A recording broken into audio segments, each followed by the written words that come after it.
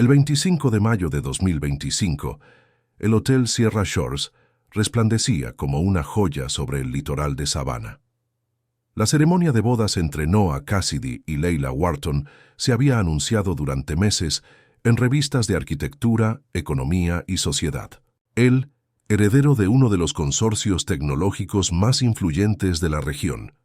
Ella, estrella emergente de la arquitectura ecológica, conocida por su talento tanto como por su reserva. En el jardín principal, entre orquídeas hawaianas y luces suspendidas como luciérnagas, los invitados brindaban mientras drones registraban la escena desde lo alto. Cada rincón estaba diseñado para la posteridad, para un recuerdo sin fisuras. Pero dentro del lujo, algo vibraba con una frecuencia imperceptible, una tensión sutil, contenida, como una cuerda demasiado tensa que aún no se rompe. Durante los votos, mientras Leila pronunciaba su promesa de amor eterno, un detalle desentonó. El padre del novio, Elijah Cassidy, la miraba con una intensidad que cruzaba el umbral de lo familiar. No era una mirada de ternura ni de orgullo paternal, era otra cosa. El operador de cámara lo notó y lo capturó casi sin querer. A lo largo de la noche, en cada fotografía, él aparece cerca de la pareja, a veces al fondo, a veces justo al lado, siempre observando. Nadie hizo comentarios, pero algunos asistentes más perceptivos recordaron después una electricidad incómoda cada vez que Leila y Elijah coincidían. No se hablaban mucho, pero bastaba un gesto, un roce involuntario, para que el aire se espesara. Al terminar el banquete, la pareja subió a la suite presidencial entre aplausos y pétalos de rosas lanzados por los invitados. Desde afuera parecía una escena sacada de un catálogo de ensueño. Juventud, fortuna, belleza, futuro. Pero el interior del ascensor los mostraba en silencio. Noah tomaba la mano de Leila, quien la mantenía quieta, sin responder con presión alguna. Al entrar al piso superior, él sonrió débilmente. Ella también, pero con una pausa apenas perceptible. Se cerraron las puertas del penthouse. Afuera, los fuegos artificiales comenzaban. Adentro, algo no encajaba. En el vestíbulo, el personal del hotel brindaba discretamente por el éxito del evento. En los pasillos, el ruido se diluía, y mientras todos hablaban de lo hermosa que había sido la ceremonia, nadie imaginaba que esa suite, decorada con cristales y mármol, sería escenario de una tragedia disfrazada de perfección. Como si la belleza del momento fuera un velo diseñado para ocultar lo inminente. Todo había salido demasiado bien. Cada flor en su sitio, cada palabra exacta, cada sonrisa a medida. Era la clase de perfección que no admite accidentes, ni rupturas, ni muerte. Y sin embargo, esa noche algo comenzó a desmoronarse, silenciosamente, como un castillo de arena que se hunde desde adentro.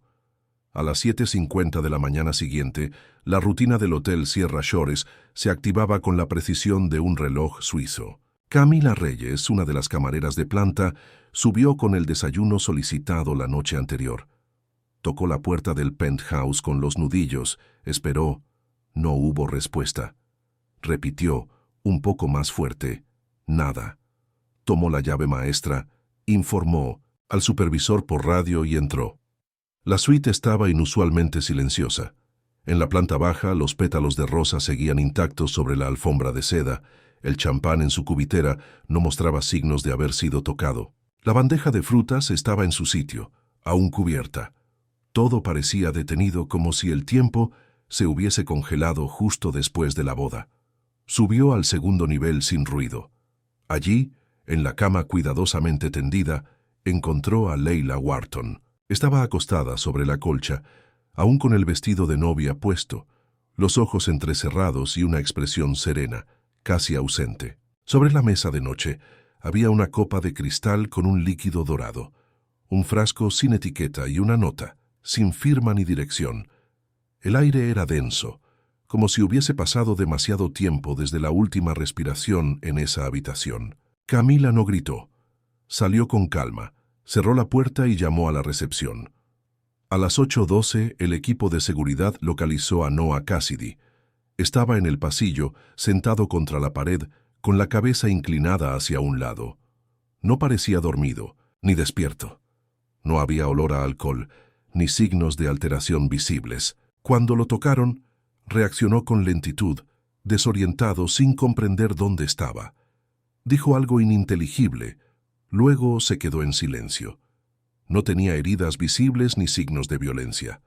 Tampoco mostró resistencia. Fue llevado a la enfermería del hotel, donde un médico confirmó que no había sustancias en su sangre que explicaran su estado. Simplemente parecía aturdido. A las 8:35 llegó el detective Aidan Morrow, asignado por la unidad de homicidios locales debido a la naturaleza poco clara de la escena. Al ingresar a la suite, no encontró señales de lucha. Ningún mueble desplazado, ninguna superficie alterada. La copa seguía intacta. El frasco contenía restos de lo que luego se identificó como un potente somnífero. Sin embargo, la copa estaba casi llena, lo que desconcertó a los peritos. El cuerpo de Leila presentaba una postura demasiado pulcra, los pliegues del vestido apenas alterados. Bajo sus uñas, una pequeña astilla de tejido y partículas oscuras sugerían un último movimiento, quizá un intento de defensa. En el cuello, apenas perceptibles, marcas delgadas, insuficientes para un diagnóstico concluyente, pero no compatibles con una muerte voluntaria. Morrow ordenó el levantamiento del cuerpo, la recolección de pruebas y el análisis del contenido del estómago. Solicitó también las grabaciones completas de las cámaras de seguridad, el acceso a los registros digitales de los dispositivos móviles de ambos cónyuges y el rastreo de las tarjetas magnéticas utilizadas para ingresar a la habitación. Desde ese momento, el caso pasó de ser un posible suicidio a un escenario lleno de incógnitas. Demasiado orden, demasiado silencio. Y sobre todo, demasiadas preguntas sin respuesta en una noche que, en teoría, debía ser perfecta. El análisis preliminar de las cámaras de seguridad del hotel reveló una anomalía imposible de ignorar. A las 23:15, un individuo con uniforme del personal ingresó al penthouse utilizando una llave magnética. El rostro no era visible, cubierto parcialmente por una gorra y la inclinación de la cabeza, pero la complexión física, la altura y la forma de caminar coincidían con Elijah Cassidy. La coincidencia resultaba aún más llamativa, considerando que Elijah había declarado haber abandonado el hotel antes de medianoche, citando una indisposición súbita como motivo para retirarse sin despedirse. Esa discrepancia fue el primer indicio de una posible falsedad en su declaración. El detective Morrow comenzó a reconstruir el orden de los eventos a través de testimonios, registros electrónicos y tiempos de entrada y salida. Llamó nuevamente a Noah Cassidy para cotejar su versión con la de su padre. Las diferencias eran sutiles pero importantes. Mientras Noah afirmaba haber permanecido con Leila durante toda la velada hasta el momento de retirarse a la suite, Elijah situaba a su hijo en el vestíbulo tras el último brindis. Una contradicción menor en apariencia, pero relevante al cruzar los datos de los movimientos dentro del hotel. Morrow no se conformó con los relatos. Solicitó a la unidad forense un examen más profundo del cuerpo y del contenido del estómago. El informe detallado arrojó un dato crucial. La concentración de somnífero en el tracto digestivo de Leila era significativamente superior a la encontrada en su sangre. Esto indicaba que la sustancia había sido administrada poco después de su muerte, o bien cuando ya no tenía signos vitales activos. La copa intacta en la mesa ratificaba esta sospecha. La hipótesis del suicidio comenzaba a desvanecerse frente a un escenario cuidadosamente manipulado. Al revisar el vestido y el cuerpo, los peritos encontraron un rastro casi invisible de presión en el cuello y un hilo de tejido oscuro en la uña rota del dedo anular. Detalles pequeños pero incompatibles con una muerte autoinfligida. En la manga del vestido de novia también se hallaron fibras textiles que no correspondían a ninguna de las prendas conocidas de Leila o Noah. El análisis microscópico reveló una composición poco común, perteneciente a un tejido de confección exclusiva, utilizado en trajes hechos a medida por un taller de alta costura con sede en Milán. Solo 2 de esos trajes habían sido enviados a Estados Unidos ese mes, ambos confeccionados para clientes identificados, uno para Noah, el otro para Elijah Cassidy. Morrow ordenó análisis de ADN sobre las fibras halladas y solicitó acceso completo a los correos electrónicos, transferencias y archivos internos de la empresa familiar Cassidy Horizon, donde tanto Leila como Elijah mantenían vínculos directos. En los registros contables, una serie de pagos llamaron su atención. Transferencias periódicas clasificadas como compensación especial, enviadas desde cuentas vinculadas a Cassidy Horizon hacia una cuenta personal a nombre de Leila Wharton. Las cantidades eran notoriamente elevadas y no correspondían a bonificaciones conocidas. Morrow comprendió entonces que el vínculo entre Leila y la familia Cassidy no se limitaba a lo matrimonial. Algo más profundo, más antiguo y más oscuro empezaba a emerger. La trayectoria de Leila Wharton en Cassidy Horizon había sido meteórica. Ingresó 3 años antes como asesora externa en un proyecto de sostenibilidad urbana, sin referencias visibles ni historial académico verificable, más allá de una licenciatura genérica en arquitectura. Su currículum era impecable en apariencia, pero sorprendentemente superficial. Ninguna universidad ofrecía confirmación directa de sus estudios, y las cartas de recomendación adjuntadas provenían de empresas que ya no existían. Para un puesto de entrada, nadie pareció cuestionar estos detalles. Morrow sospechaba que no se trataba de una omisión inocente, sino de una construcción deliberada. Profundizando en los servidores de Cassidy Horizon, logró acceder a correos eliminados, recuperados a través de respaldos internos. En uno de ellos, fechado meses antes del inicio oficial de su relación con Noah, Leila le escribía a Elijah: «Prométeme que no seré solo otro proyecto». La línea revelaba una relación de dependencia más allá de lo profesional. En otro mensaje más reciente: «Él está enamorado pero no pierde el control. Lo mantengo a raya». Aunque el contexto no se explicaba por completo, Morrow dedujo que él se refería a Noah, mientras que la destinataria de esa manipulación era Leila misma. Las palabras no tenían el tono de una mujer atrapada, sino de alguien que calculaba sus movimientos con precisión. El cruce de fechas revelaba una cronología inquietante. Leila había entablado algún tipo de relación con Elijah antes siquiera de ser contratada formalmente. Su posterior acercamiento a Noah y el desarrollo de su romance público coincidían con un periodo de beneficios crecientes dentro de la compañía.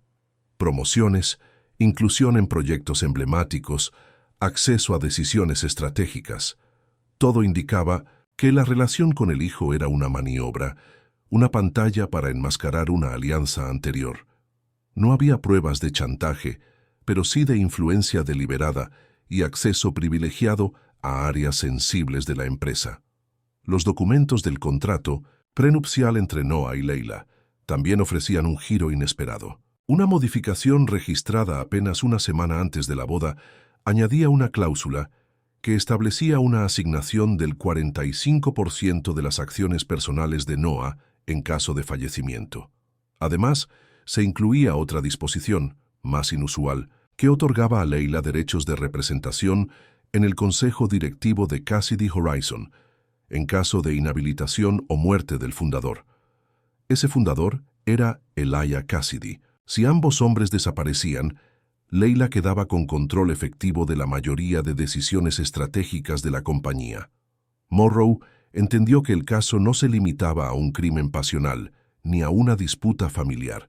Se encontraba ante una red de intereses, ambiciones y manipulaciones en la que cada persona involucrada creía tener la ventaja. Leila había calculado cada paso, pero Elijah, con su experiencia y control, también parecía haber tenido planes paralelos. Noah, por su parte, emergía como una figura intermedia, posible víctima o peón de una partida más compleja de lo que mostraban las apariencias.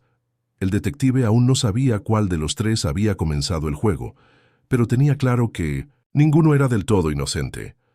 Aidan Morrow solicitó un segundo interrogatorio con Noah Cassidy. El joven accedió sin oposición visible. Su actitud era serena, pero no ausente de tensión. Respondía con frases medidas, sin desviarse del relato inicial, aunque evitaba el contacto visual prolongado. Su traje, enviado previamente al laboratorio forense, no presentaba daños estructurales ni signos evidentes de forcejeo. Sin embargo, los peritos identificaron una pequeña mancha de sangre en el interior del puño derecho de la chaqueta. No correspondía al grupo sanguíneo de Noah. Tampoco era compatible con heridas visibles en el cuerpo de Leila.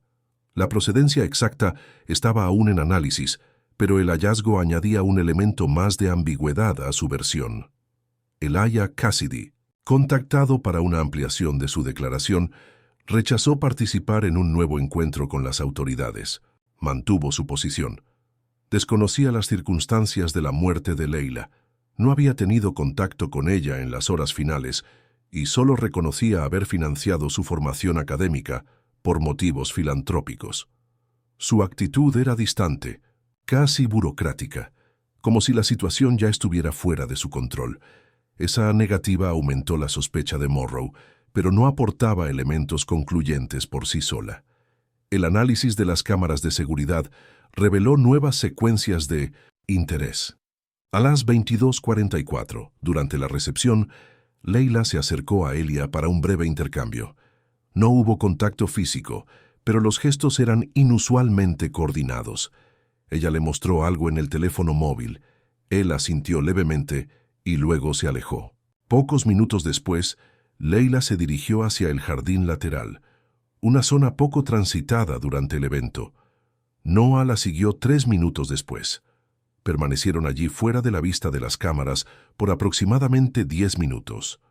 Al regresar, ambos mostraban señales de incomodidad. Noah caminaba con rigidez. Leila mantenía la mirada fija al frente. La siguiente secuencia importante ocurrió a las 00:03.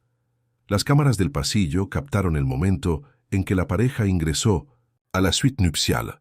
Ninguna otra persona fue registrada entrando o saliendo del penthouse hasta la llegada del personal del hotel por la mañana. El registro del sistema de cerraduras digitales confirmó que la última activación con tarjeta fue esa misma a las 00:03, asociada a la tarjeta de Noah. Esto, sin embargo, no descartaba el uso de una copia no registrada o la manipulación del sistema, lo que llevó a Morrow a ampliar la investigación hacia el acceso digital del hotel. Un dato adicional surgió de los análisis forenses digitales. A las 00:28 se detectó actividad en el perfil personal de Leila desde un dispositivo distinto al suyo. Se trataba del teléfono de Noah, que había iniciado sesión en la cuenta de correo electrónico de su esposa. El registro mostraba acceso a una carpeta etiquetada como Personal O. Esa incursión digital en medio de la noche indicaba que Noah había descubierto información relevante después de ingresar a la suite. Morrow consideró la posibilidad de que ese descubrimiento hubiera sido el catalizador de un conflicto no reportado. El equipo técnico de delitos informáticos confirmó lo que Morrow ya intuía. A las 00:28, desde el iPhone de Noah Cassidy, se accedió a la cuenta de correo de Leila Wharton mediante la autenticación biométrica. En el historial digital se encontró un patrón de búsqueda concreto: mensajes archivados bajo una carpeta privada con la etiqueta O. Al revisar los registros, el contenido reveló una serie de correos electrónicos enviados desde una dirección vinculada a Elijah Cassidy. Las fechas se remontaban a más de 2 años atrás. En uno de los últimos intercambios, registrado apenas horas antes de la ceremonia, Elijah escribía: «Lo logramos. Mañana empieza la segunda etapa». Ese mensaje, junto con el acceso desde 1990 el dispositivo de Noah, sugería que el esposo descubrió la relación entre su padre y su esposa en la madrugada posterior a la boda. Morrow reconstruyó los movimientos dentro del penthouse entre las 00:05 y las 2:10, basándose en datos de minuensinusis, geolocalización y el uso intermitente de redes Wi-Fi. El tiempo registrado indicaba que la pareja permaneció en la suite durante poco más de 2 horas. No hubo intentos de contacto externo, ni llamadas ni mensajes enviados. A las 2:10, Noah salió al pasillo y se sentó contra la pared, donde más tarde fue encontrado por el personal de seguridad. Su comportamiento, ya entonces descrito como confuso pero no intoxicado, cobró una nueva dimensión. El joven no parecía haber reaccionado con violencia ni huido. Más bien, parecía haber esperado, como si esperara que algo terminara de suceder. Los análisis toxicológicos confirmaron que no había rastro de alcohol ni sustancias controladas en su organismo. Tampoco mostraba signos de sedación o inhibición. No se trataba de alguien fuera de control, sino de alguien que optó por no intervenir o que reaccionó con pasividad tras un hecho que lo sobrepasó. Las motivaciones detrás de esa inacción eran aún inciertas. Morrow consideró 3 hipótesis. Noah había sido testigo indirecto del crimen, había participado en su encubrimiento o incluso había manipulado la escena para desviar sospechas hacia su padre. Aunque esta última posibilidad no contaba aún con fundamentos sólidos. El informe definitivo sobre el material hallado bajo las uñas de Leila excluyó a Noah como origen biológico. Las partículas correspondían a un perfil genético distinto, aún sin correspondencia completa, pero con coincidencias parciales con Elijah Cassidy. Además, el estudio microscópico de las fibras textiles halladas en el vestido reveló un patrón de tejido singular, una mezcla de lana y seda, con hilos dorados apenas visibles, confeccionado exclusivamente para un único modelo de traje solicitado meses antes por Elijah a un sastre italiano. No había registros de réplicas ni ventas posteriores. Frente a esos datos, Morrow comprendió que la narrativa estaba más cerca de una puesta en escena diseñada con frialdad que de una reacción impulsiva.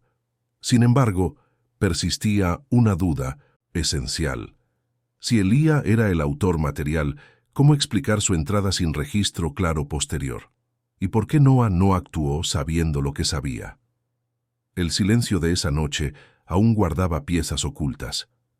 Esa misma noche, Morrow recibió un mensaje inesperado del responsable técnico del hotel. Habían recuperado una grabación del sistema de respaldo independiente no vinculado al almacenamiento automático. Se trataba de una cámara secundaria, situada en el pasillo del servicio, con un ángulo poco convencional. El archivo mostraba un momento crucial, omitido en la revisión inicial. A las 23:20, un hombre con uniforme del personal ingresaba al penthouse por la entrada trasera, reservada para abastecimiento. Llevaba una gorra baja, pero al detener el video en el instante adecuado, Morrow identificó con nitidez la silueta de Elijah Cassidy. En su mano derecha portaba una llave magnética. La hora coincidía con la anomalía en el sistema de acceso. Lo que hasta entonces era deducción, se volvía ahora evidencia visual. 12 minutos después, la misma cámara captaba a Leila acercándose desde el extremo opuesto del pasillo. Entró sin mostrar sorpresa, como si supiera a quién encontraría adentro. La grabación no contenía audio, pero los gestos eran expresivos. Al principio, el intercambio parecía cordial. Ella reía brevemente ante algo que Elijah mostraba con el teléfono. Luego su expresión cambiaba. Retrocedía un paso. Él extendía el brazo. Ella lo apartaba. Después una reacción rápida. Se incorpora con violencia, lo señala. Gira para alejarse. Él la detiene. El intercambio subió de tono hasta que Leila perdió el equilibrio y cayó fuera del campo visual, en una escena que marcó el punto de no retorno. Elijah queda inmóvil varios segundos, luego se arrodilla. Morrow reprodujo ese fragmento 3 veces. No había premeditación clara en el gesto, pero sí una pérdida de control. No parecía haber planificado el desenlace, pero tampoco se detuvo a remediarlo. La siguiente aparición en cámara ocurrió a las 00:03. Noah y Leila entraban al penthouse por la puerta principal, sonrientes, sin señales de haber notado irregularidad alguna. Morrow comprendió entonces que, tras la caída, Elijah abandonó el lugar sin ser visto y que la presencia de Leila en la entrada principal implicaba que, en realidad, aún estaba viva al momento de ingresar con su esposo. Eso cambiaba la interpretación. El video mostraba el primer contacto agresivo, pero no la muerte en sí. Lo que había ocurrido después dentro de la suite seguía siendo invisible. La secuencia posterior aclaró parte del enigma.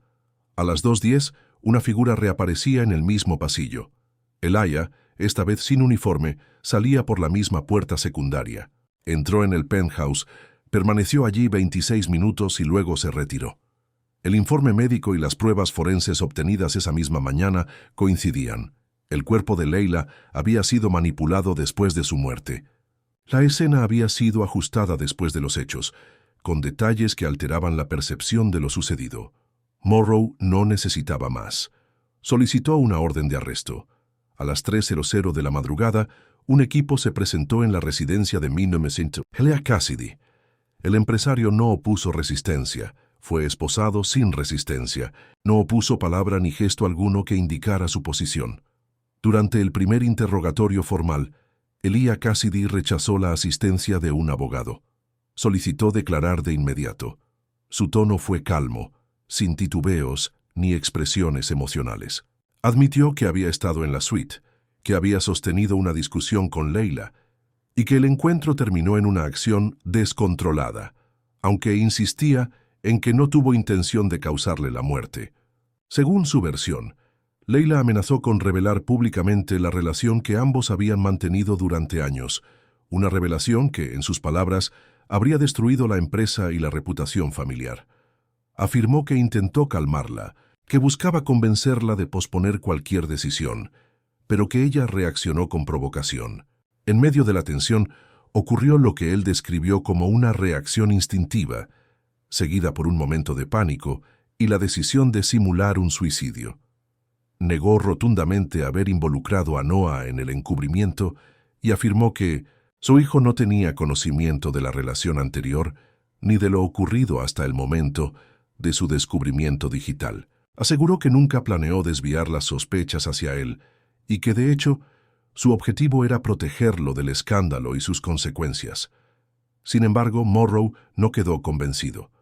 La manipulación de la escena, los rastros biológicos falsamente distribuidos, la nota ambigua y la colocación del frasco eran indicios claros de una narrativa orientada a desviar la atención. El hecho de que los movimientos digitales de Noah lo situaran en conocimiento del contenido de los correos no excluía la posibilidad de que hubiera sido considerado como chivo expiatorio, aunque no de forma explícita.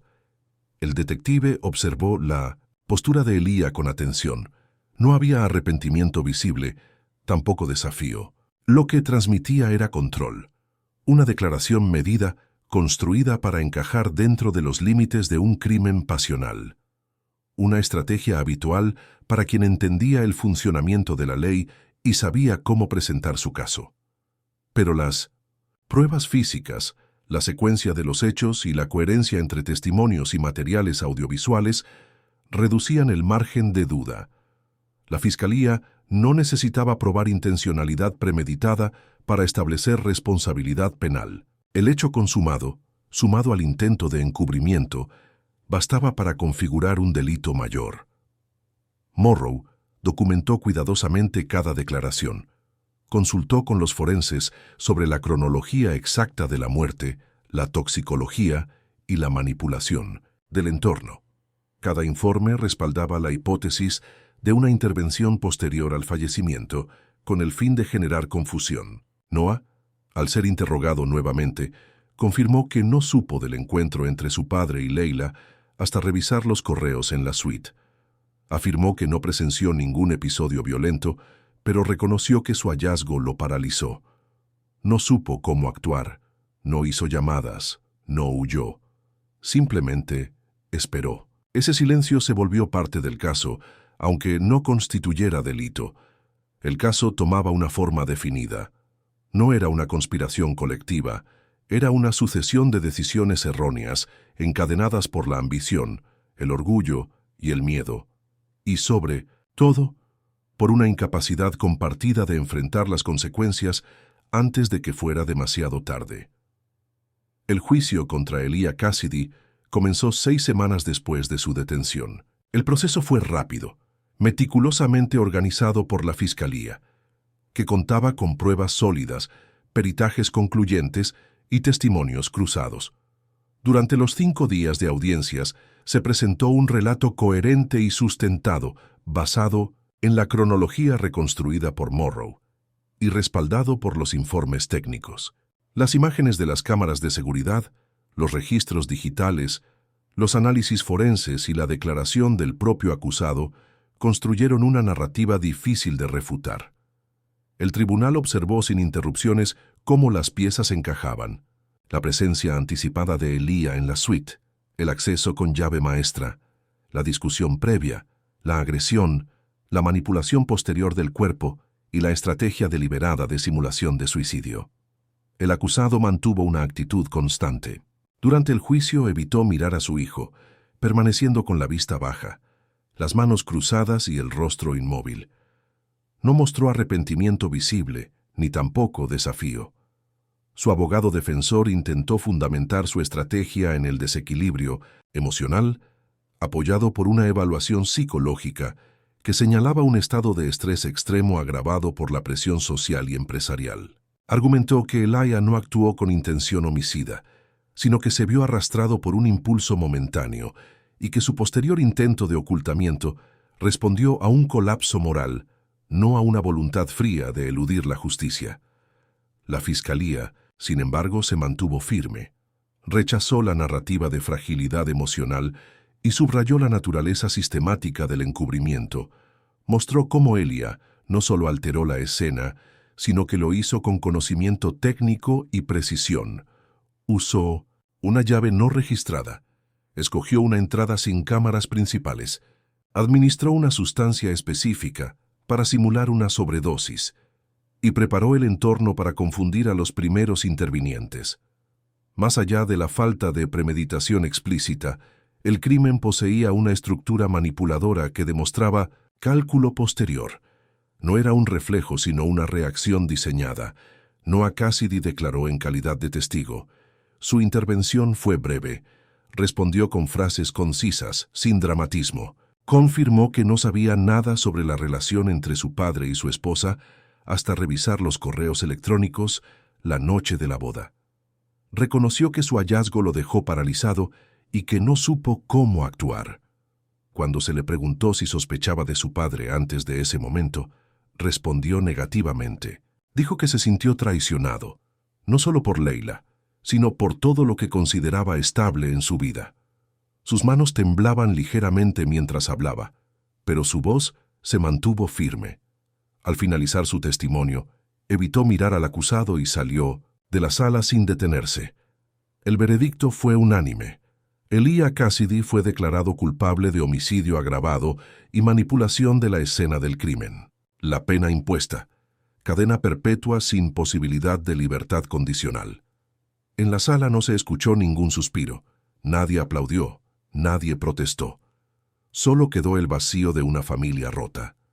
Noah salió solo del tribunal, sin prensa ni acompañantes. Había perdido a su esposa, a su padre y con ellos el nombre que lo había definido. Tras el fallo judicial, Noah Cassidy desapareció del espacio público sin emitir comunicado alguno. Vendió discretamente su participación en Cassidy Horizon mediante una transacción intermediada por una firma fiduciaria y transfirió la totalidad de sus activos líquidos a cuentas no vinculadas a su nombre. Durante semanas su paradero fue incierto. Algunos medios especularon con un retiro en Europa, otros con una clínica privada. Pero no hubo confirmación oficial. Solo una imagen esporádica, captada por un turista anónimo en la costa de Carolina del Norte, permitió reconstruir un fragmento de su rastro. Un hombre solo, caminando por la playa en ropa sencilla, con la cabeza cubierta por una capucha. Allí, en una franja costera sin señalizaciones, Noah extendió una pequeña urna sobre el mar. El contenido, según se supo después, era el polvo de cremación de Leila Wharton, entregado tras el cierre de la investigación forense. No hubo ceremonia, flores ni palabras, solo el sonido de las olas, el viento y un sobre manila del que sacó una fotografía. La imagen lo mostraba junto a Leila, ambos sonrientes, tomados de la mano frente a una maqueta de un edificio en construcción. Era una de las pocas fotos que no habían sido tomadas por la prensa. Noah dejó que la imagen se desvaneciera en 1900, el mar, como símbolo de un capítulo que no podía recuperar.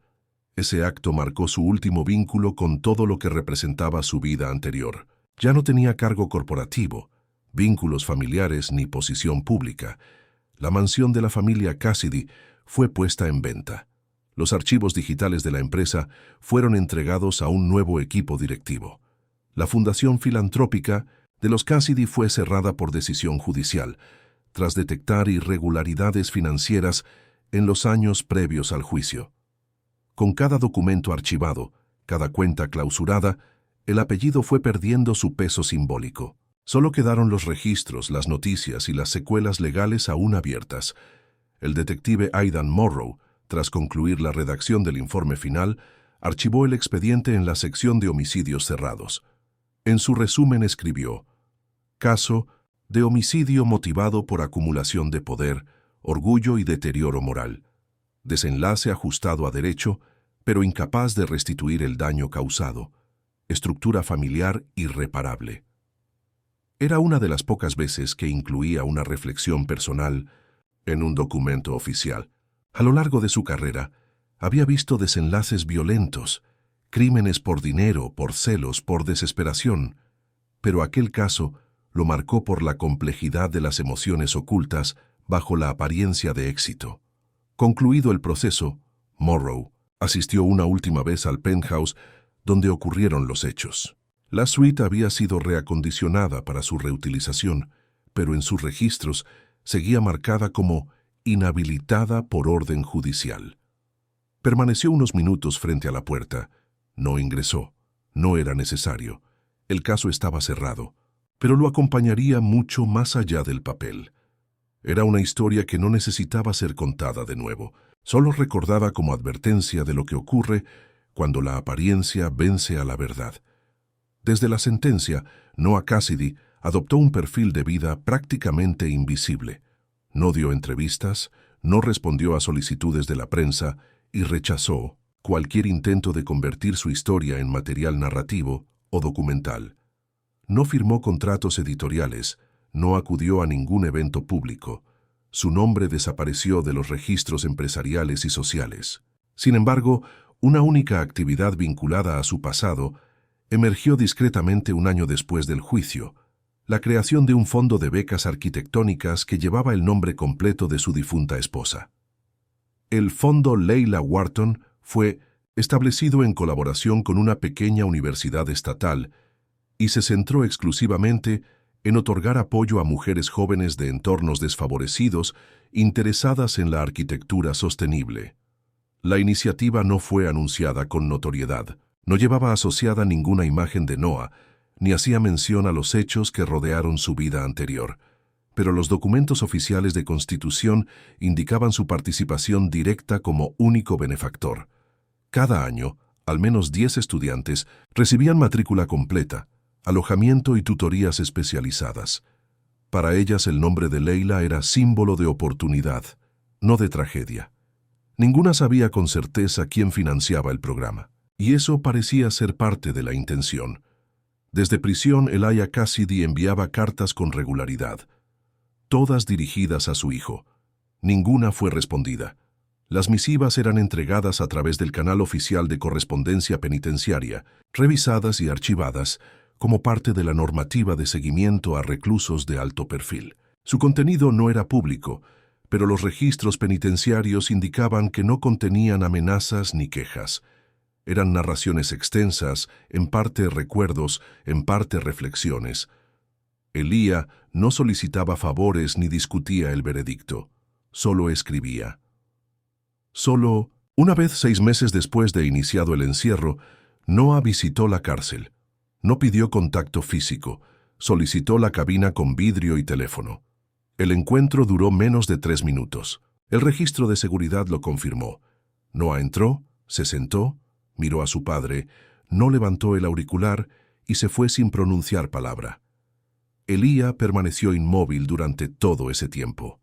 Al finalizar, volvió a su celda sin comentarios. Desde ese día, siguió escribiendo, aunque con menos frecuencia. Y sin esperar respuesta, Aidan Morrow El detective que lideró la investigación solicitó su jubilación anticipada 2 meses después del juicio. Citó motivos personales y se negó a conceder entrevistas. Se trasladó a una ciudad universitaria del interior y comenzó a impartir clases de criminología en un centro educativo regional. En sus lecciones iniciales, evitaba hablar de casos concretos, pero con el tiempo mencionaba uno en particular, sin nombres, un crimen cometido bajo el manto del éxito, donde las emociones reprimidas se convirtieron en herramienta de destrucción. A sus estudiantes les repetía una frase que se volvió lema de su curso: nunca confíen en la superficie. Donde todo brilla, puede haber sombras más densas que la noche. Ya no creía en finales felices, solo en consecuencias. 1 año después del juicio, Noah Cassidy vivía bajo un nombre distinto, en un pequeño pueblo costero del noreste, alejado de cualquier ruta principal. Se había reinventado como consultor independiente en proyectos de desarrollo ecológico, sin presencia en redes, sin entrevistas, sin pasado visible. Nadie en su entorno inmediato conocía su historia. Vivía en una casa de madera sencilla, sin signos de riqueza, con un jardín mantenido sin esmero pero funcional. Su rutina era monótona, estructurada: salidas al amanecer, trabajo silencioso, regreso antes del atardecer. No buscaba conexiones, pero tampoco evitaba el trato superficial. Su presencia pasaba desapercibida. Una tarde, en una conferencia sobre urbanismo sostenible organizada por una universidad regional, una joven arquitecta se le acercó tras una ponencia. Llevaba en la solapa un distintivo con el nombre del fondo: Leila Wharton. Lo reconoció de inmediato, aunque no dio señales de ello.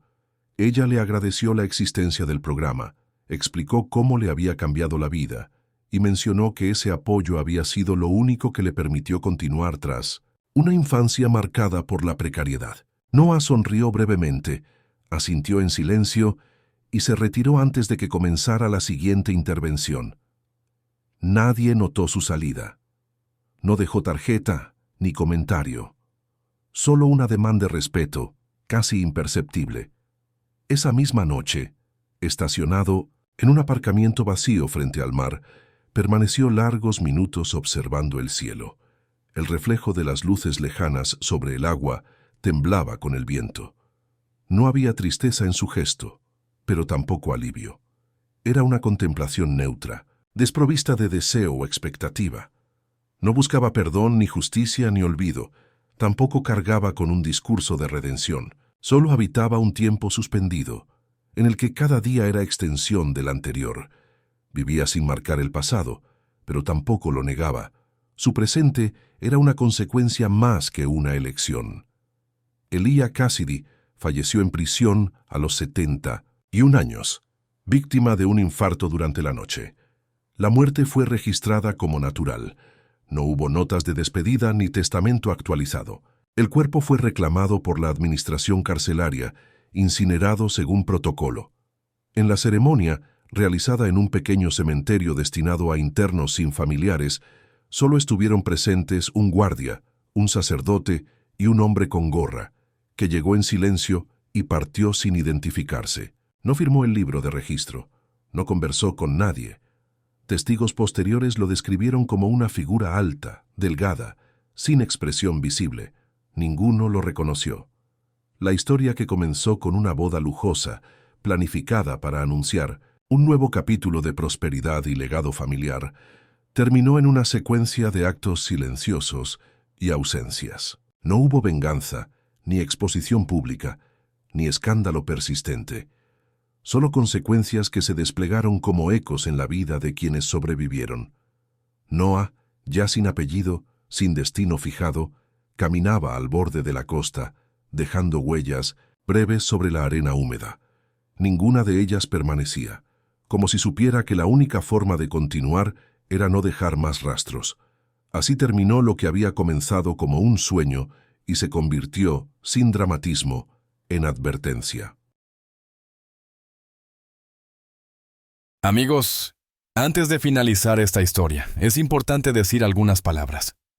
Nuestro contenido está dedicado al análisis de eventos criminales, pero de ninguna manera justifica ni glorifica la violencia. Exploramos estos casos para comprender mejor sus causas y consecuencias. Todos los hechos descritos forman parte de una narración ficticia, basada en investigaciones reales y análisis criminales. Mostramos la psicología de los delincuentes y el trabajo de las autoridades para resaltar la importancia de la justicia. Condenamos categóricamente cualquier forma de crimen y violencia. Esta historia no pretende romantizar los delitos, sino demostrar sus repercusiones y advertir sobre los peligros que pueden representar. Nunca intenten imitar lo que ven o escuchan en historias como esta. Cualquier acto delictivo conlleva consecuencias irreversibles. La conciencia sobre estos temas ayuda a construir un mundo más seguro. Gracias por su atención y por su enfoque reflexivo hacia estas historias.